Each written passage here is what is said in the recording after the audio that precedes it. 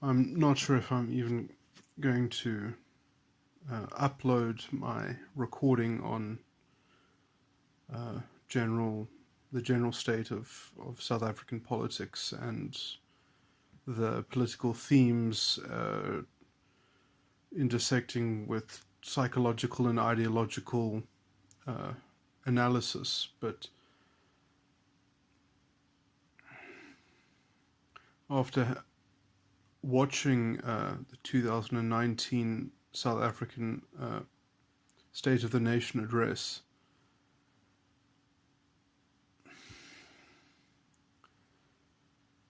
you know, watching someone who is clearly, you know, I guess, who's very strategic in his words and in his positioning. You know, one would like to give the president the benefit of the doubt, as it were, that, but there are technical problems with the line that he is taking. And I understand, that the only sympathy that he would be due is that he is fighting for his life in terms of the internal uh, um, danger of whatever control that he might have over what is essentially, uh, to a large extent, uh, um, a fascist or fascistic, or at least their values of fascistic values, are informing a lot of the policy push. The inconsistency that I'm drawing out is this focus of there being an amendment to the Constitution to explicitly uh, allow for expropriation without compensation. Technically, if the conditions are suitable, it is possible to have expropriation without compensation according to all the stipulations that are already in Section 25. Um, you know, the law does not need to be changed. The only point of changing the Constitution essentially is to race bait an entire society in order to pandering to the black nationalist consciousness and promoting a kind of sticking point upon which to denigrate and destabilize the value of non-racialism. I mean, it is a clear signal of the threat of the non-racialist foundation of this country, and so Cyril Ramaphosa's general position, I can almost, in terms of his perhaps, you have to intimate what his personal politics are, but let's say the betrayal that the ANC has undergone now for a decade is the explicit uh,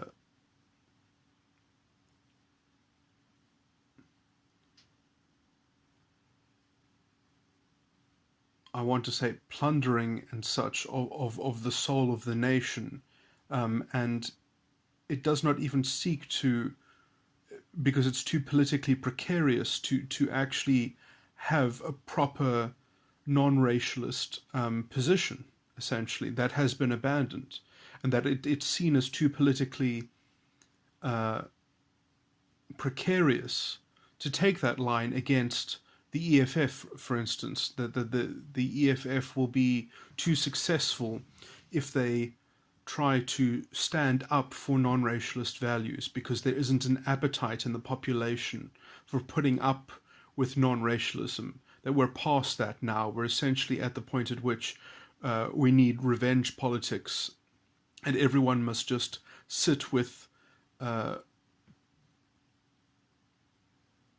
facilitating revenge politics, and somehow that is the basis of we're all in this together, in that we all have to go through this completely unnecessary signal, which is, I mean, the destabilization, the end of the rule of law, essentially. I mean, because it is to change. the Constitution on such a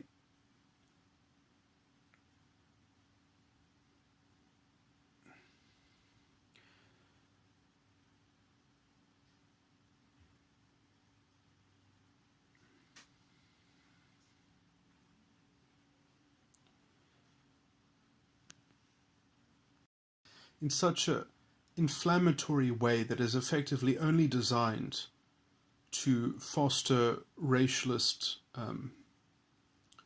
balkanization of the polity into the identity politics narrative.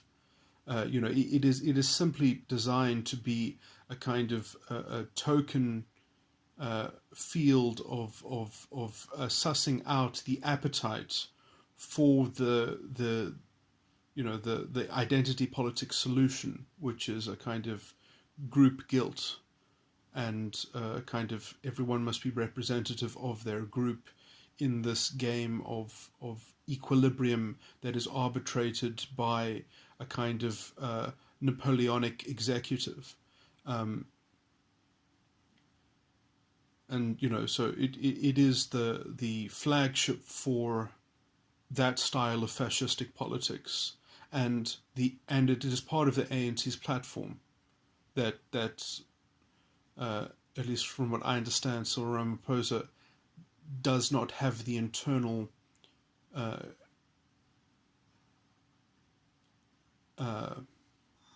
power base with which to do anything about. But, and perhaps, one can imagine that he has done all he can to ameliorate the vast, devastating implications that, just such blatantly bad politics, it is the symbol of bad politics, and it is in its effect, it is only negative, essentially. It is, you could even just put more money in the budget towards land reform. It is a token of revenge. It is a token of a kind of a blood sacrifice that must be extracted from the perpetrator identity. It is the flagship of anti-non-racialism, and trying to force that bitter pill into the center of a kind of very artificial policy. This whole invention of the land problem, is very choreographed. It is. And if it really is the huge spectacle, that it's been primed and amplified into being, then just put more of the budget towards it. I mean, like, we give less than 1% to land reform, and even that would have literally, if that was all just put into buying the farms outright and giving that land over, it would have already been dealt with.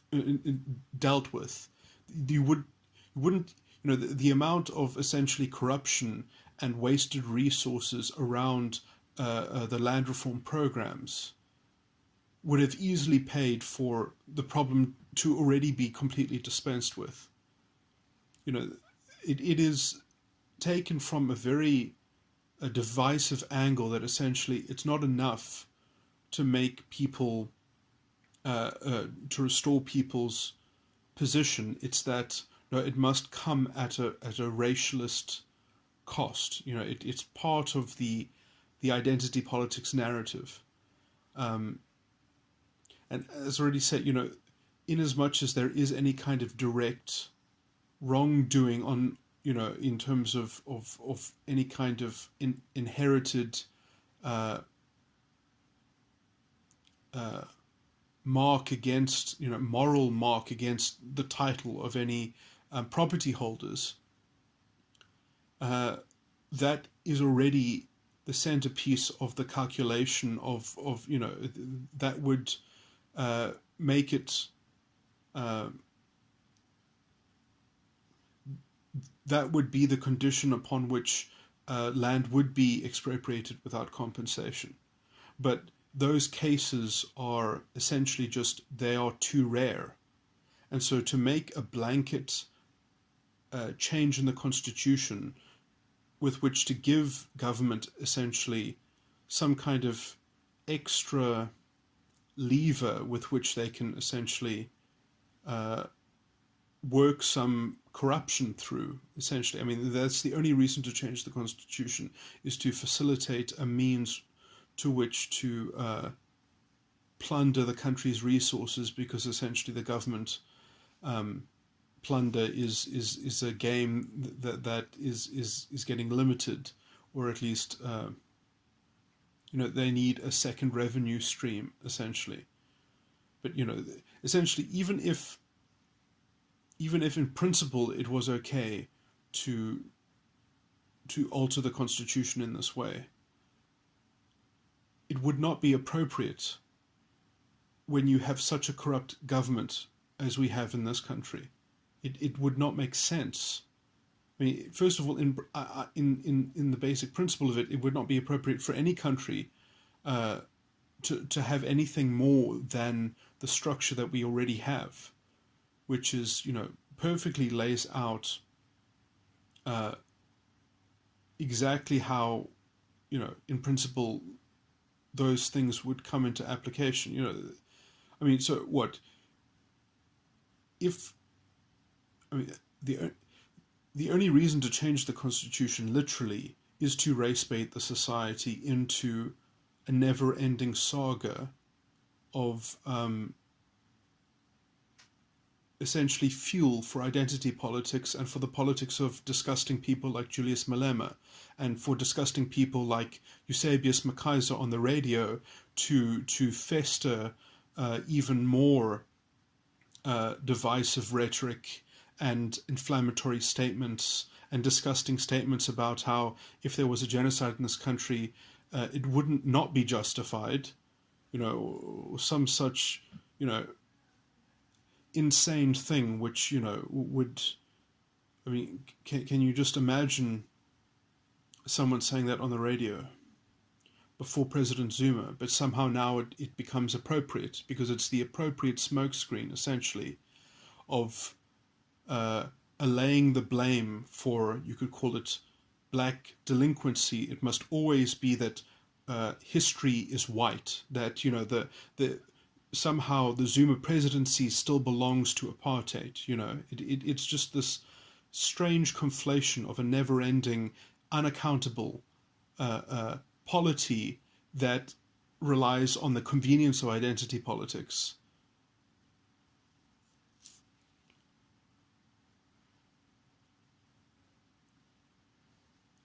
And, all of these nasty details that you have to remind people of because of the kind of the delusory effects and influence of just redrawing the non-racialist mentality to conform with this burgeoning fascistic culture that just can only respond to narcissism, that can only filter reality through its narcissistic defenses. That is why they're making this point about the Constitution, is because they're waiting to be goaded. They are waiting for someone to say this is wrong so that they can call that person racist. It's crazy. It's absolutely crazy that they essentially they're about to literally blemish the Constitution by kind of provoking it and essentially wishing to change it, to remove the non-racialism from it, to burn the non-racialism out of it through this issue around changing the Constitution. That was the obvious plan, which comes from the center of the ANC. I mean, obviously this is the form of the ANC, which is obviously very aligned with the EFF. But, these people have got a relative consensus within the organization.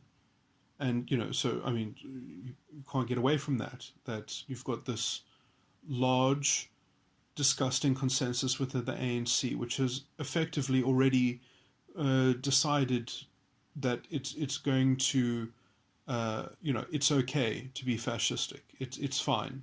Never mind the actual history of this country.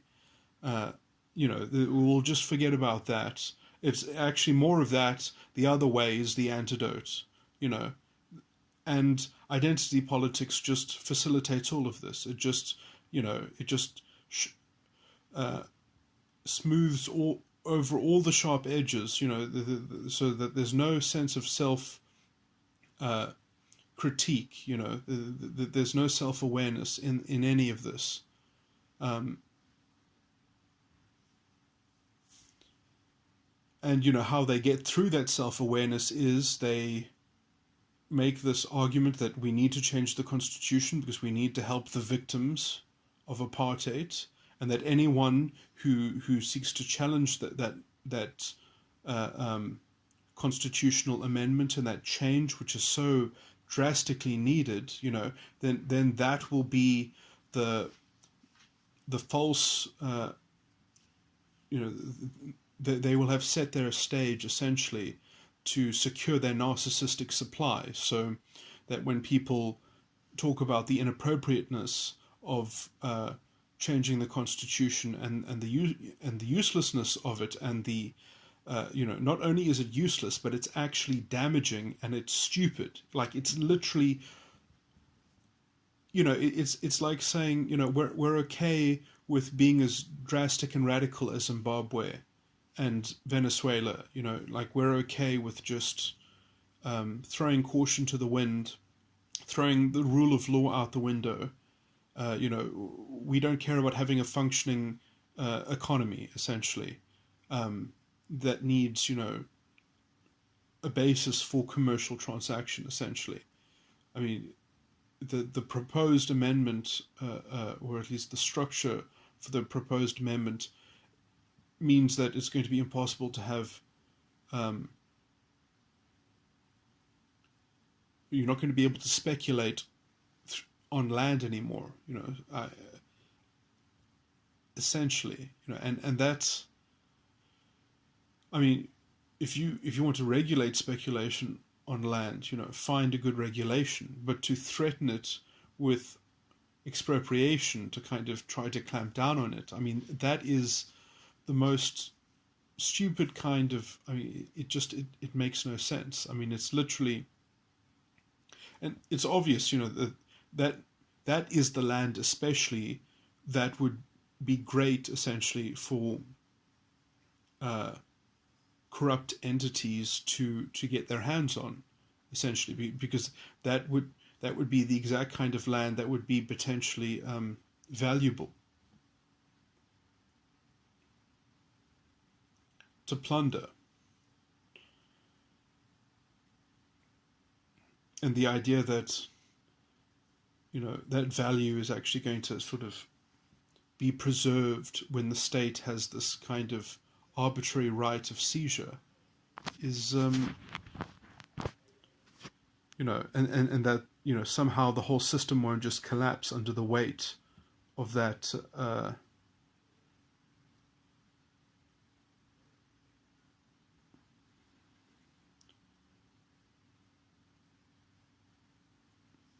yeah, no, I mean, it's only a kind of fascistic mindset that would actually think that any government would be capable of having that kind of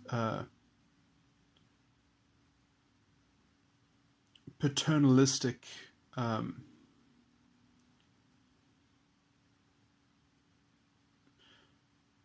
it really gets into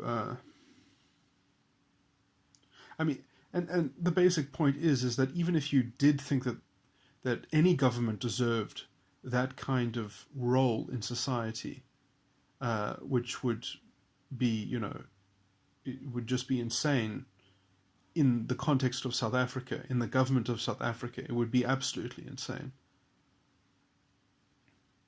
I mean, because even if people might trust a particular government, who's to say the next one won't use that power speciously or capriciously? It's you cannot invent in principle something that is capable of being abused without threatening the entire fabric of value in in an economy. And the idea that, oh well, it'll be fine, the whole system will just find a way to absorb it, and this is, well, especially when, you're going to say, no, no, no, we're going to limit it because we'll basically just say that, no, no, it'll only ever affect white people. It won't ever affect anyone else. So don't worry, kind of thing. Like, we'll just find a way to racially identify the target. And then, that will at least have some stability for the in-group of this identity politics maneuver, And it's, I mean, that's obviously the whole point of this exercise, is like, can they get that articulated into the law? And, that will be their grand fascistic march, as it were. And being able to accomplish this in South African politics will have laid the road to, the end of the new South Africa. Which, I mean, I would say that already when this was the consensus within the ANC, I mean, it just already showed that essentially they had betrayed the Constitution, and they had betrayed the new South Africa. We already lived in an ulterior national consciousness at that point.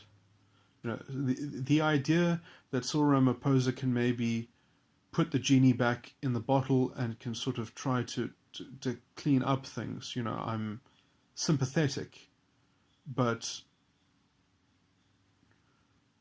we need more than pandering to any corner. We need a direct, ethical redress of what is obviously a symbolic societal form of race baiting, which has come from the ANC and the people who are in the ANC that are essentially exactly like the people who are in the EFF, which is ironic because, these are the people who are the most corrupt. These are the people who they give the revolutionary rhetoric, and they are the first at the trough.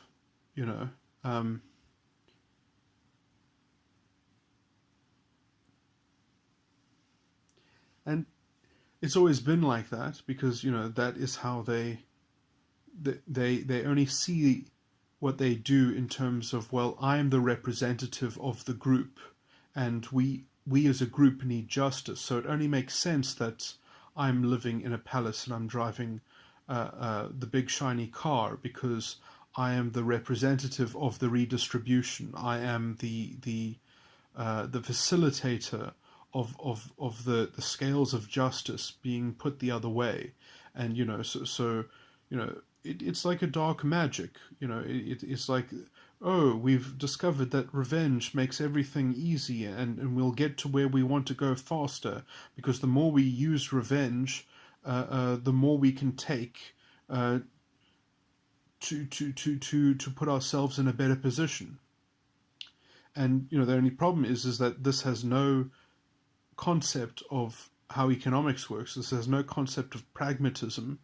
The amount of potential that we have lost in this country, essentially, because of giving these parasites the levers of policy to engineer a toxic labor market and a toxic sabotaged economy, just to promote their vision of a kind of collective justice on the level of race, essentially to arrest any kind of development, of any kind of transformation, so that they can just vainly resist while enriching themselves and their cronies.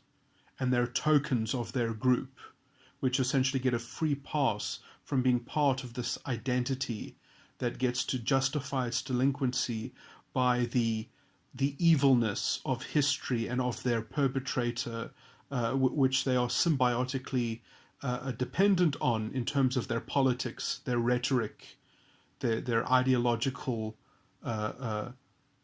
perpetuation, and so this is where you get the marriage of the identity politics with the source of its power, the never-ending conspiracy, the reinvented Jewish conspiracy that the Nazis had to constantly revive and update. Now, essentially, we have the same thing, just, so that we'll never talk about Zuma, and we'll never talk about the lost potential and the impact of bad policy and a sabotaged economy. No, somehow that's just all somehow still part of apartheid, because it happened in reaction to apartheid, and no one has any accountability for just constantly reacting. And so the more that they react, the safer they are, because it's all just about before 20 years ago.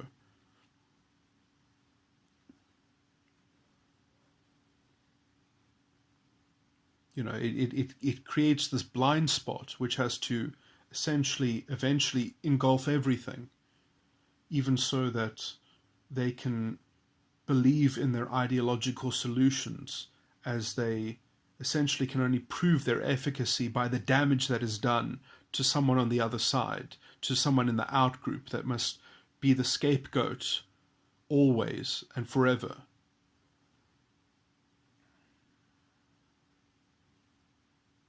And it seems that there is no intellectual that has any prominence, that has any platform, that is speaking to the heart of these ideological mechanics, these sick things. I mean, I think the leader of COPE got the closest in sort of giving some of the headlines, but not talking to the heart of the demon, and the demons involved in this, the loss of an ethical framework, which was more than an ethical framework. It was also the way in which you can know that you are going to know that you're witnessing authentic transformation, instead of just artificial, ideologically propped up shortcuts that have no integrity and that bleed institutional integrity just to sustain the unsustainable, half-baked and artificial insinuations, which, it's like a Tower of Babel, and they just have to keep on using their jargon and their, they just kind of,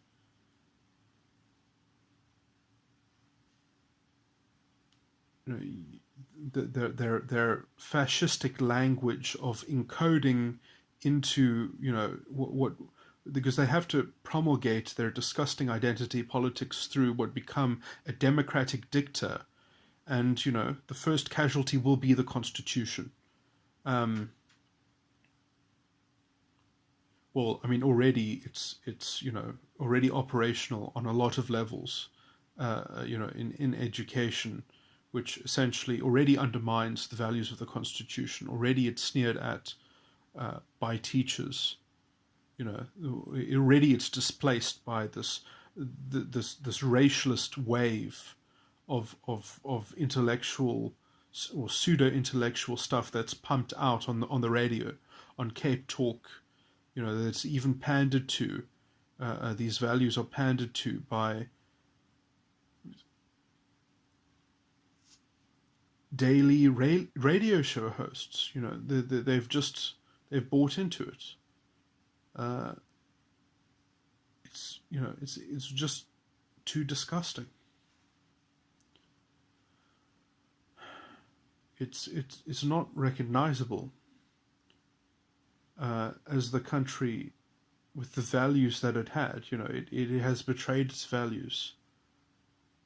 And Cyril Ramaphosa then, with his saying things that are slightly inconsistent, as if he's putting his head in the sand, that he says that, oh, it's disturbing what has happened in this country in terms of racial division, when his party has delivered it, and while he is part of the machinery delivering that symbol of the corruption and the degradation of non-racialism, changing the constitution. I mean, it is excusable to the extent that one can be sympathetic that he is really on the verge of many fissures, and he is really in an internally precarious situation. That is the only context which excuses the slightly fudged line that he's in as much as one can intimate from his general disposition that is his angle.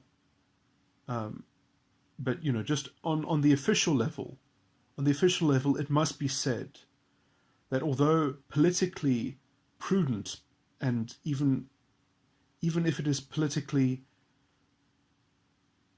necessary, I must point out technically it is still shameful.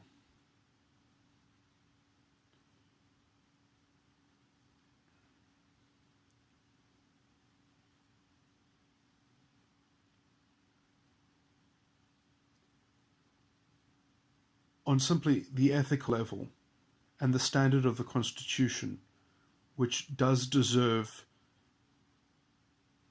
a vocal advocate. It does deserve a real advocate in the public space, not just someone acting clandestinely in its interests, hypothetically perhaps, one can never know, one can only hope. But the hope in the Constitution, in non-racialism especially, that is so laboriously detailed in the Constitution, to make a cohesive system, that is just essentially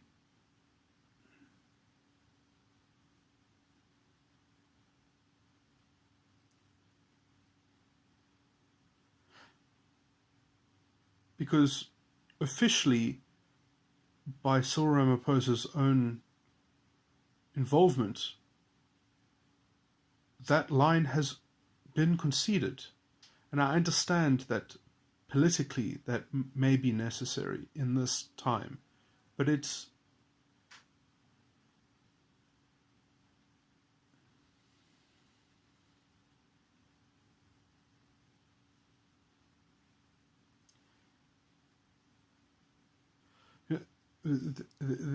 there's a general problem as what to do when there is such a nasty race-baited trap as this sort of political problem is, as it was invented even to be so.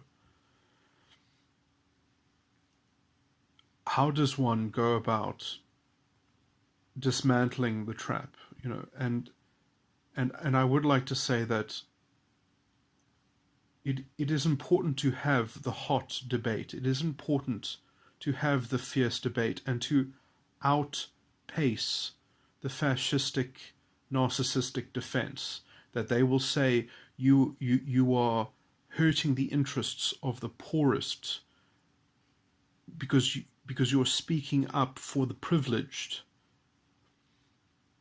And it is important to have that nasty contest where you debunk and you reframe their delusional fiction and their mythology in their choreographed actions. Because as soon as you pierce the veil of their constructed reality, And as soon as you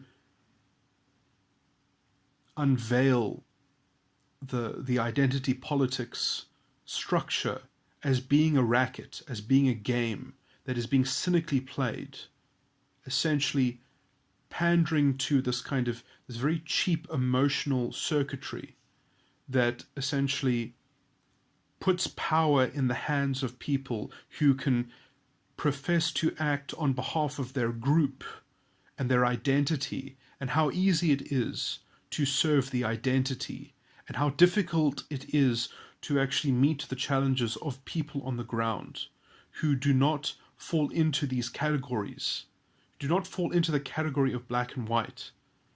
You know, as if by hurting some portion of the population, you're going to make greater gains with the other portion, as if it's some kind of internal zero-sum game. And, you know, even the devastation and the loss of potential growth that we have already endured because of this form of politics, which has been cynically pursued because it gives so many avenues of plundering the redistributed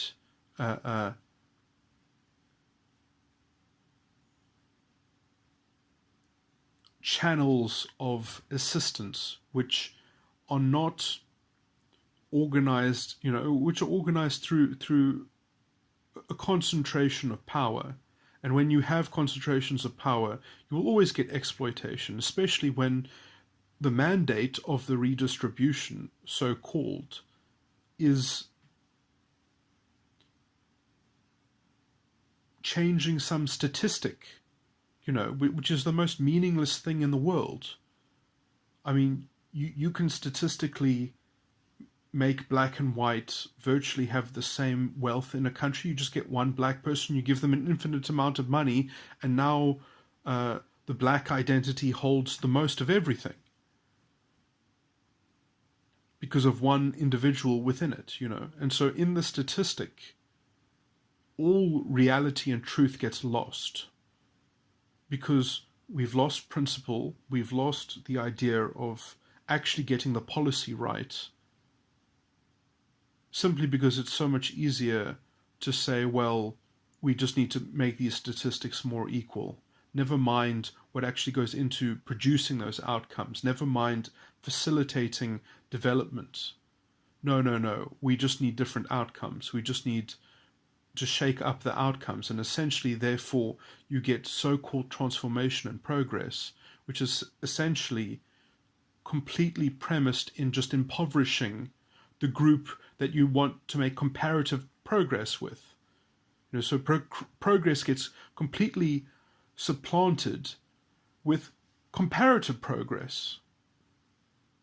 So development is no longer development and transformation and progress, it's comparative transformation.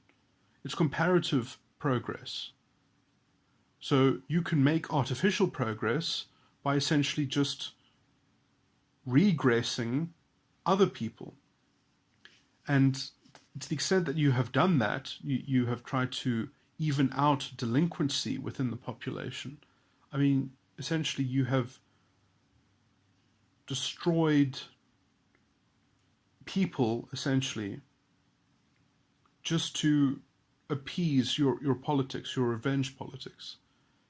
You know, and there really is treating the economy like a zero sum, which it is not at all, has essentially cut our legs out from under us.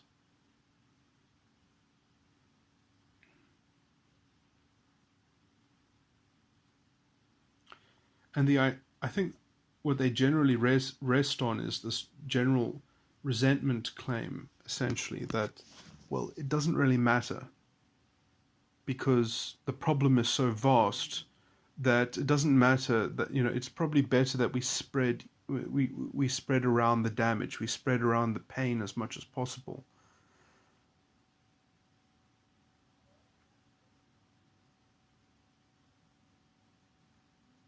That particular line of thinking, you know, is just completely that is a person who lives inside of the identity matrix, and all there is a kind of morality between racial groups or something like that, and that there's only so much morality to go around, and we must find an equilibrium. And it has absolutely no mind for economics, it has no mind for any kind of practical reality or any kind of understanding of anything complicated other than this kind of zero sum group morality in this identity matrix. And so they're in a different dimension, they're in a different mindscape, they're in the fascistic worldview, they're in the us and them. And you can be aware of the us and them paradigm without giving your soul to it, or you should perhaps be aware of it so that you can fortify yourself from falling into that seduction of that oversimplicity, that false reduction of life, which is, some people are deluded by it, some people get drunk on it, some people, because it's just too easy. It's just, you don't have to know anything, you don't have to think anything, you don't have to be aware of anything other than these fictions of identity and the stories that people would sell you with those identities, and the potential stories which don't involve having to know about anything complicated, you don't have to learn anything. It's too cheap and easy. And that is the allure of people like Julius Malema, is that he will be the paternal state that will guarantee and secure the story of your identity, and you will just be kind of moved on through that tide of whatever narrative, and even if there will be a lot of exploitation and corruption, the people who will suffer will not be our identity, because that's what he's there to serve. And then when people only learn too late that their identity and their fact on the ground, their life on the ground, are not the same thing, that although your identity might be given some kind of fictional pride, but that will not translate into freedom. And like in all fascist regimes, they betray the working class first. Even Hitler had to say many times, he essentially had to give some kind of fake rhetoric at the end of the day that, no, we must try and remember that we're all equal as Aryans, that we must try and give some sort of